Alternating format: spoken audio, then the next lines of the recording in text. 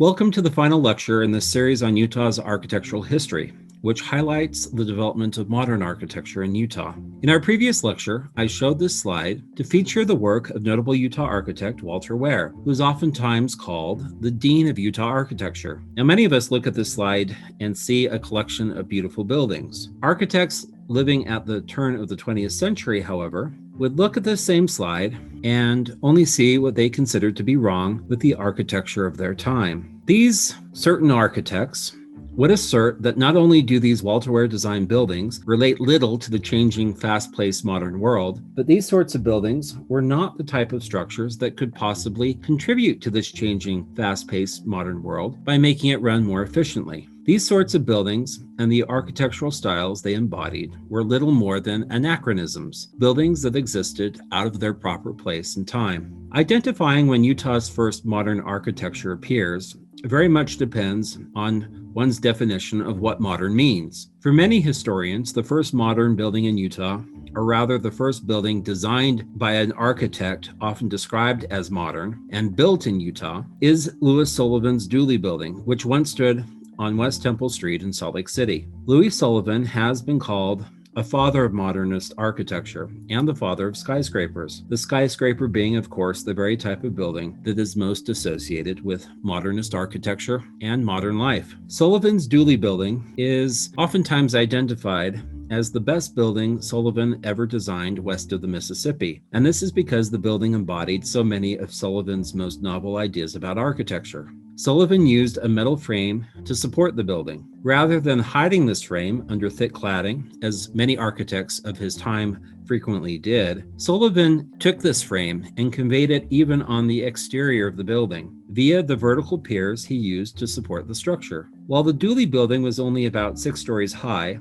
it is not difficult to jump from this building to some of the famous skyscrapers that Sullivan designed and which still stand in cities such as Buffalo, New York, or St. Louis, Missouri. If one extended the Dooley building by several more floors, one would have a classic Sullivan skyscraper. Sadly, the Dooley building was demolished in the 1960s. In my opinion, the demolition of this building marks the greatest punch ever delivered to Utah's architectural heritage. Louis Sullivan served as an early mentor to the famous architect Frank Lloyd Wright, who in turn served as an early mentor to one of Utah's most notable modernist trained architects. Taylor Woolley, like many of the architects of his generation here in Utah, received an early architectural education by working in the offices of Walter Ware and Alberto Treganza. Woolley then furthered his education here in Utah through professional training offered by the International Correspondence School, a school basically conducted over mail.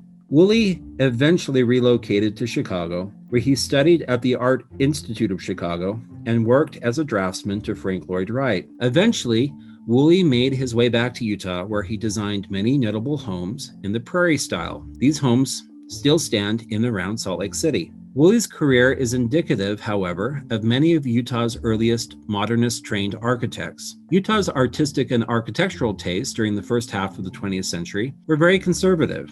Therefore, it is not surprising that Woolley's architectural legacy in Utah is not necessarily one of a modernist architect. Rather, Woolley's legacy is populated by buildings designed in the American colonial, the picturesque cottage, and various other period architectural styles. During the 1930s, Utah's architecture did engage with Art Deco and modern styles. This is particularly true of buildings that were paid for by the federal government through WPA funding. Because many of these buildings were funded by federal agencies, much of the design consultation for these projects came from beyond state boundaries and exhibit a styling that was perhaps more progressive than what local tastes would have chosen. Whenever you drive around rural Utah, where so many of these WPA buildings still stand, please stop and admire them. In terms of style, these buildings exhibit familiar classical proportions and massing, while exhibiting sculptural, decorative elements that convey modern sensibilities. And this is particularly true in the case of Ogden High School, Utah's Art Deco masterpiece.